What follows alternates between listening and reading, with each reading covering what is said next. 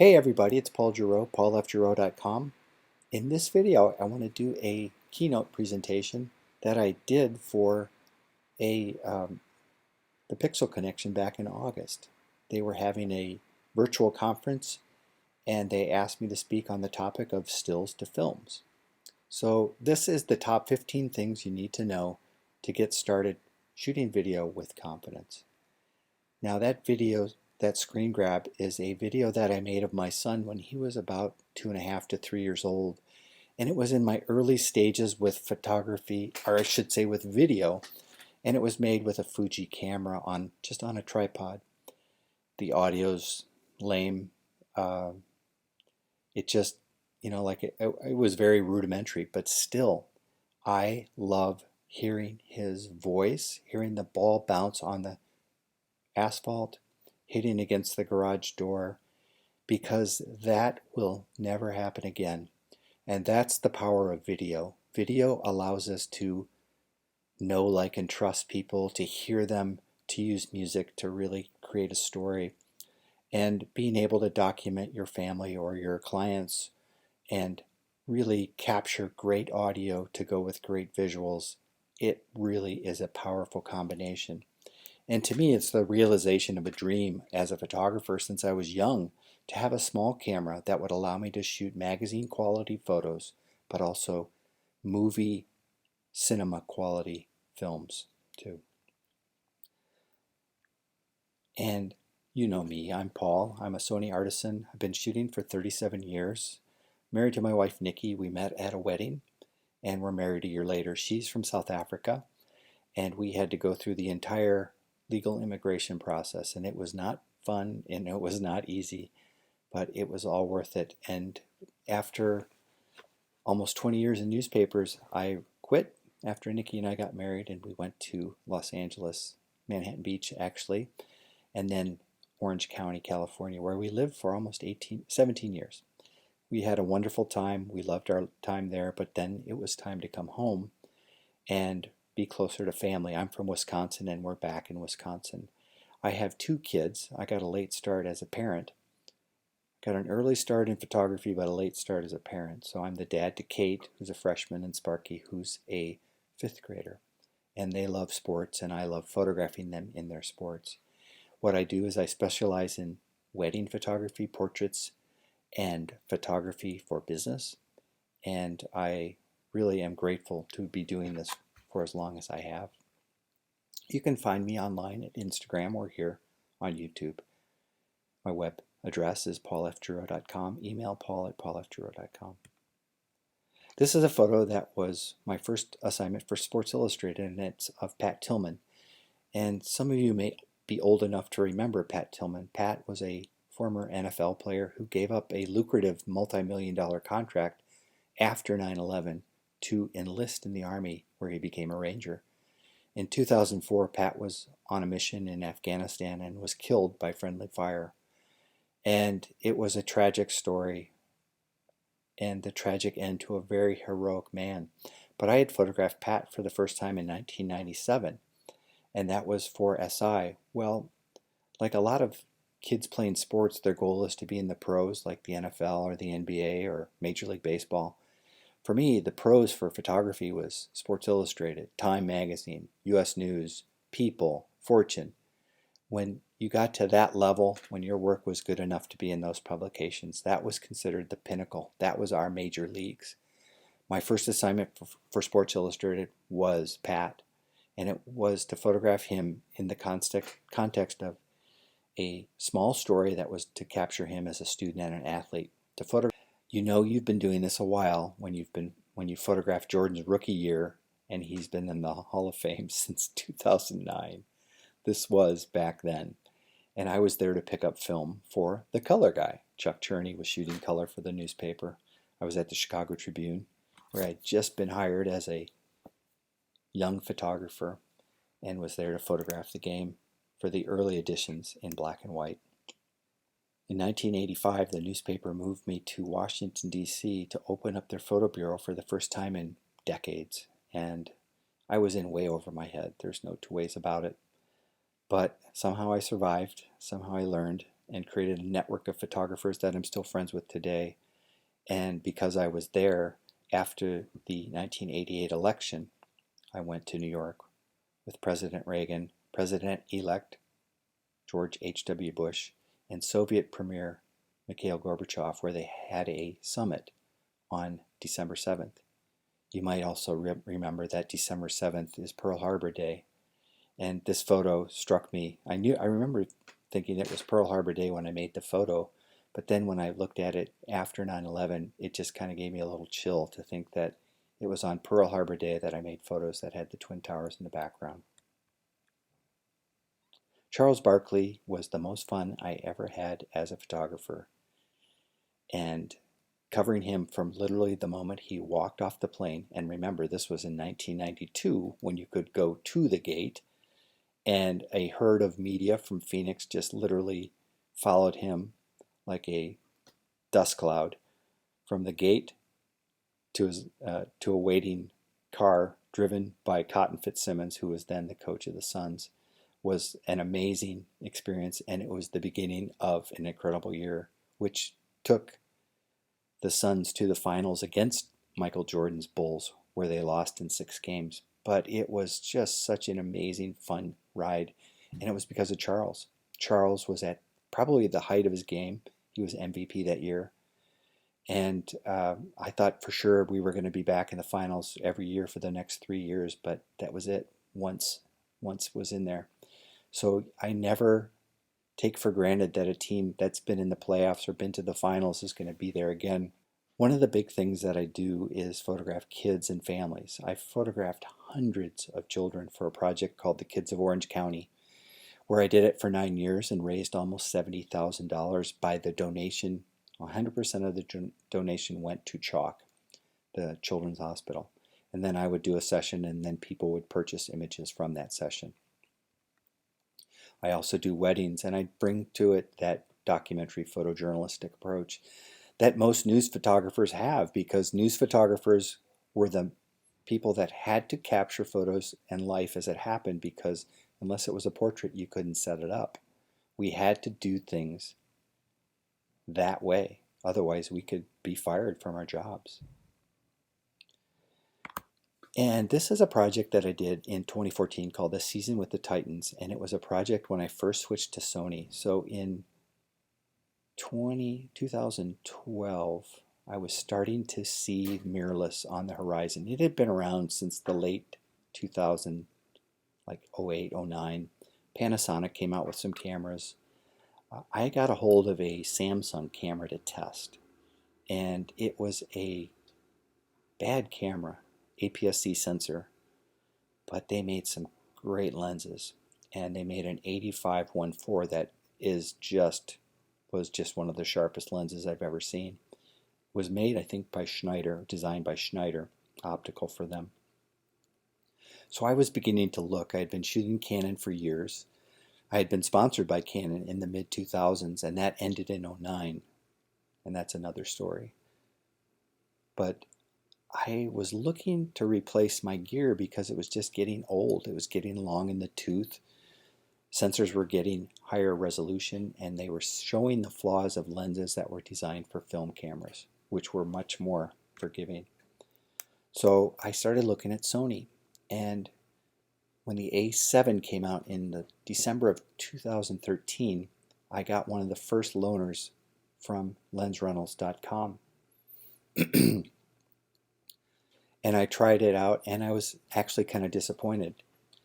But the biggest reason I was disappointed is because I didn't really know what the hell I was doing with that camera. I didn't know what the modes meant. I didn't know any of that stuff. So I was kind of flying blind and trying to impose kind of a Canon-centric setup to a camera that was really quite different and quite deep compared to that. And in 2014, I was about ready to just go back to Canon DSLRs, and my friend Pat Murphy-Racy, who's now a Sony Artisan as well, said, "Hey Paul, do me a favor, just try the A6000 and the 70-200 f4, which had just come out, and just give it a try." So I rented those lenses. I was renting so much gear during that 2-year period, my wife was ready to divorce me.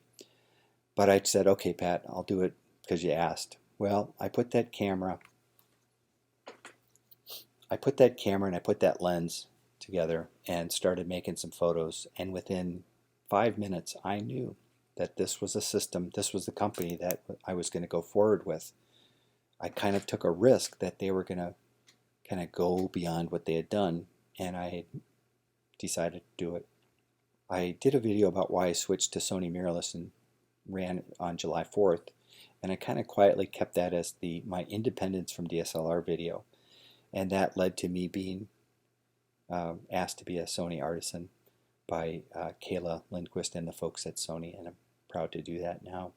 But I wanted to do a project that year that was the kind of the culmination of giving me things that I wanted to do. It was close to home, so I didn't have to go far, but I was able to do it in such a way that if I failed on one part of it, for example, the video part of it, it wouldn't matter. I knew I could make the photos. I knew no matter what, I could make a great set of pictures. But could I make a video? And that was the trick.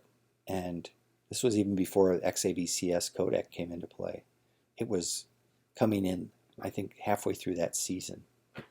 But I was really proud of the video that I did as much as I was of the book, especially when you consider some of the kind of primitive in terms of what Sony's got now in terms of lenses and cameras. Sony has gone from virtually nothing since 2006, but really I consider them really starting in earnest in 2013 when they really started to get the notice of a lot of people, including me, but others too, who were saying, this camera company is playing seriously. They're really in it for the long haul. And when they started doing their mirrorless cameras, I knew that this was where I wanted to go.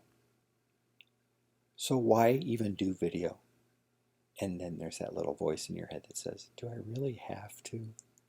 Can't I just make still photos? And of course you could. There's no law that says that you just have to do video. But I want to do both. And the reason I want to do both is because stills tells stories that video can't, and vice versa. Having audio, having music, having motion, having the ability to edit with cuts on a beat, or doing things in editing, are things that stills just don't do. But you sure can't beat a great still photograph framed on the wall either. So they both, to me, are really, really important.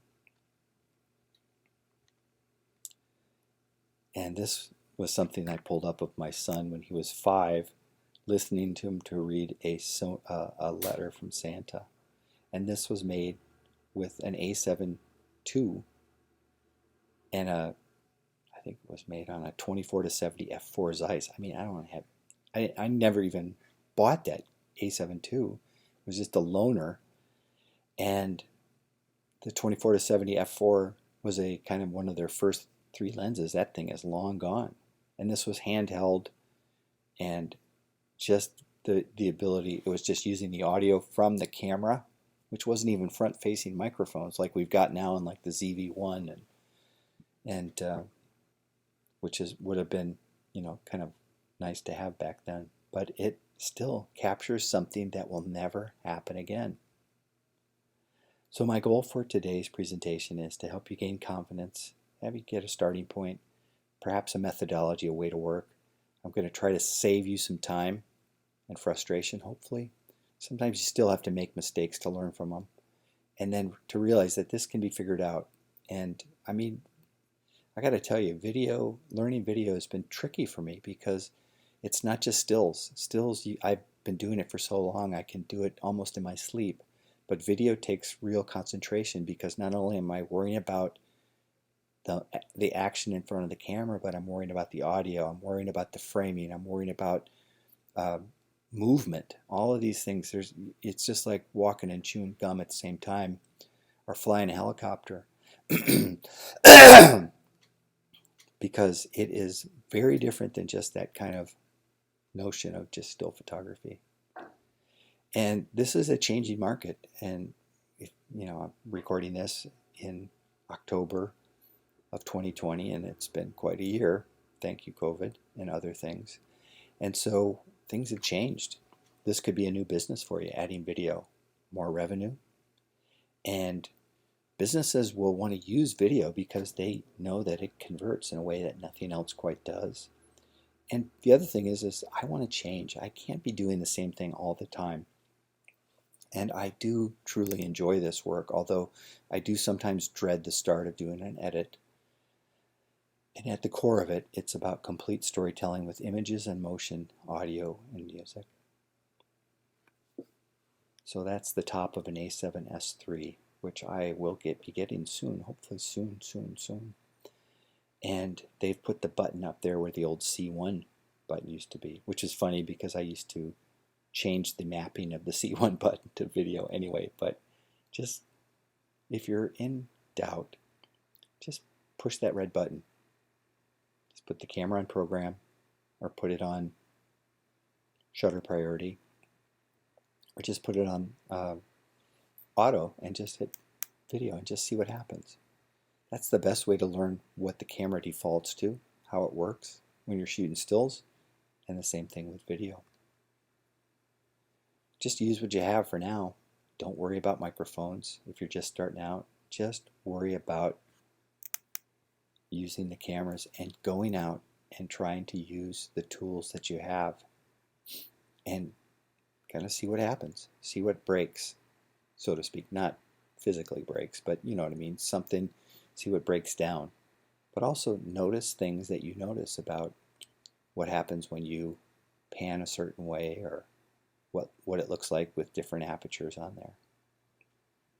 What happens if your shutter speed is higher than the recommended shutter speeds, and we'll talk about those in just a bit. The Sony A7S III has changed the landscape of photography. I was looking at a YouTube video last week that compared the A7S III to a Arri camera and a Sony Venice camera. And I mean, we're talking cameras that are in the 60,000 plus range. The Arri might even be more. These cameras are no slouches. They have produced phenomenal movies. In fact, the Sony Venice is going to be used on, or was used on, the Top Gun remake. But the A7S III definitely held its own. And what is astonishing to me is that this little camera that costs $3,500 is really creating amazing quality video. I mean, insanely good quality video. So if you're a still photographer, you know about the exposure triangle. But for video, it's slightly different. The aperture we can control, the ISO we can control, but the shutter speed, now there's different schools of thought about shutter speed. Some people say just shoot what you got, and doesn't matter what your shutter speed is. And then you've got the people that say you've got to follow the 180-degree shutter rule, and we'll talk a little bit more about that. I like to follow that kind of conventional wisdom, but it does mean that I have to make some compromises, and we'll talk about those. So this is the kind of conventional wisdom, that shutter speed stays constant and the ISO and aperture can be changeable, and that's that 180-degree shutter rule. So if you're shooting 24p for cinematic audio capturing, you would want to be at a shutter speed that's twice that frame rate. If you're going for those slow motion looks, 60p or 120p are really fine. And now with the A7S III, you can do 4K 120 and 4K 60p.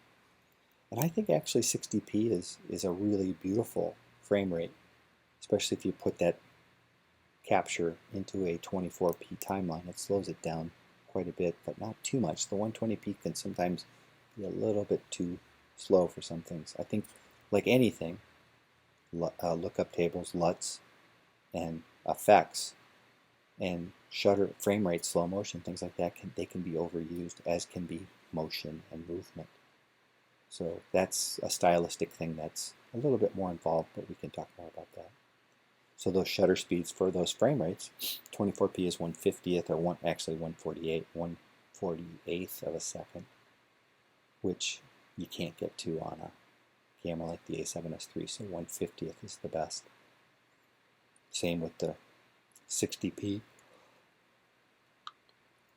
Same with the 60p, 1/120th, so we go for 1/125th on the A7S.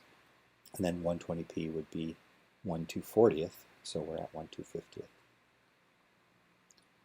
Now I use the memory settings. They've changed them a little bit with the new camera, which kind of frustrated me because they moved so like just to the top of the M, as you can see on the screen, it's the film strip. Well, that used to be the number 1, and I got really comfortable going.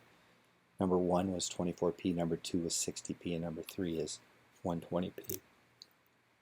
So now what I'll probably do is just keep the film mode to 24p, and then 1 will be 60, 2 will be 120. And then S and Q is that slow and quick mode, which does do in-camera slow motion or time-lapse. And it's very handy, although you do suffer a little bit of a lowering of the bit rate. But I still think it's pretty cool to have sometimes, especially if you're doing things that you want to show people right then and there. I recommend a really good camera strap that helps you stabilize if you're going to hand hold. And I love the Peak Design slide light just for that reason, because it's easy to adjust the length, and I wrap it around and put it around my neck so that there's 3 points of stability for that camera, and it really works well, and it's very easy to take off because of those little quick release dots. So if you're going to put your camera on a gimbal, or if you don't want a strap hanging off of a tripod or a monopod, it can go quickly. But I also love that little Arca Swiss plate on the lower right. Now, most people in the cinema world, in the film world, at least that I know, video world, use the Manfrotto plates, which are significantly bigger than the Arca Swiss plate. The still world loves the Arca plates. Well, I've found a way to adapt those Arca plates to Manfrotto for my monopod and my video head, and it works really well. Got to be very safe with it, but it allows me to keep a small profile on the camera by using the Arca Swiss mounting plates. And speaking of tripods, monopods, and gimbals, I use the Sirui brand, and in that upper right here you can see that that's what you call a Manfrotto plate. And gimbals have evolved so much in the last 4 years. I'm using a Zhun crane, a Zhun Weeble S currently. This is the Crane 3S, so it's a really beast of a camera, big camera, or a big gimbal rather, for larger cameras. The Weeble S is 2 steps down, a little bit smaller, but it does limit you in terms of what lenses you can use, so you have to factor that. If you know that you're going to be only shooting the 24-1.4, 35-1.8, 28-f2, things like that, or maybe a 21.8, you could probably get by with the Weeble S. But if you know you want to put a bigger camera, 24-70, 2.8, maybe a 135, 1.8, you probably better start looking at bigger gimbals than that Weeble S. I think you're starting to push it. And this is one of those things, it's like learn to be steady. Well, thanks a lot, that's really helpful. But it does take a bit of getting settled and getting used to slowing your body down, slowing your breathing down in a way that's different than still photography. In still photography, you can just get to that point, and it's almost like muscle memory for me to go to when the camera comes to my eye, I just kind of get really super locked in and steady. But learning how to do it with video is different because, for one, you're not just shooting at 1/4,000th of a second and being done with it. You're putting it at 1/50th of a second, and you're usually doing a lead in, peak moment, lead out. So it's one of those things that you've got to work a little bit differently, and you've got to be in control and steady, I think, for a longer period of time that you're going to notice. You can be unsteady and then get real super steady for just that brief moment when you shoot a still frame. But with video, you have to hold it for 10-15 seconds. It's one reason why gimbals are handy. It's why monopods are handy too, and tripods, because there's nothing worse than looking at jiggly video with crappy audio. And this kind of goes with it, is to just move slowly. It takes a totally different mindset when coming into the video space. And as I was shooting that project on the football team, I was learning that. That's what I wanted to learn, is to be able to shoot both simultaneously. Not like at the same exact moment, but concurrently, I should say, where I'm using stills, then I switch to video, go back to stills, vice versa. And it's a different mindset, and I was trying to teach myself and my brain and my body how to make that change so that it felt natural, because it didn't feel natural at first. And sometimes if I'm a little rusty, it doesn't feel natural. It's like when you dream in a foreign language.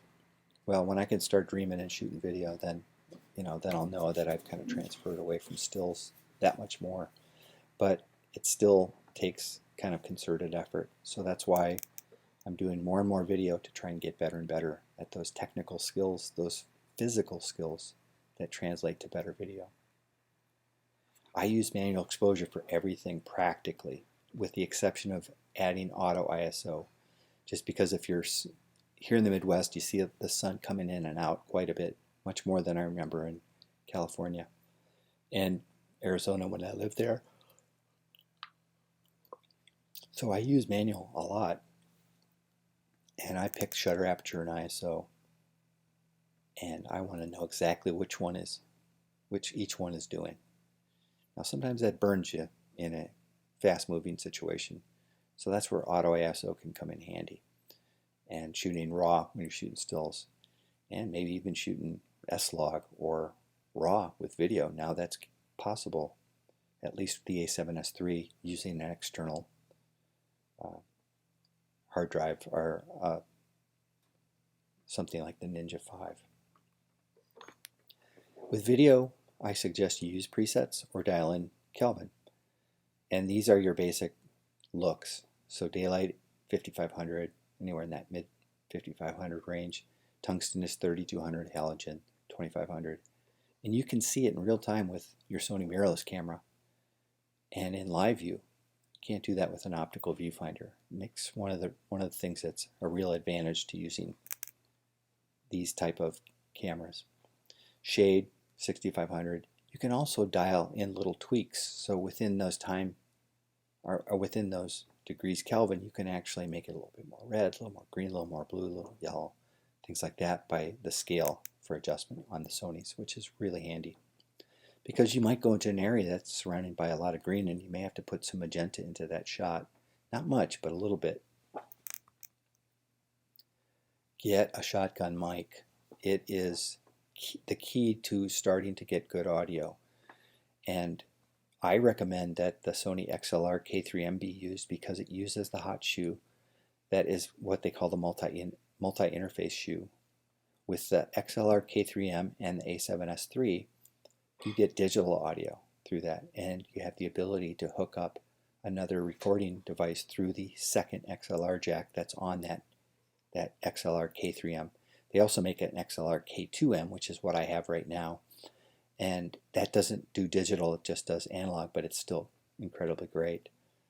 And then there's a little bit of a microphone that came out called the ECM B1M, and this little thing it's not cheap, but it's got really an interesting way to capture the audio. It's got these little modules that are aimed in different directions, and it's smaller than the XLR K3M, and it's really good for a gimbal microphone, and it's super flexible and super small, and it's really a great little microphone. And you can use it on the older cameras too.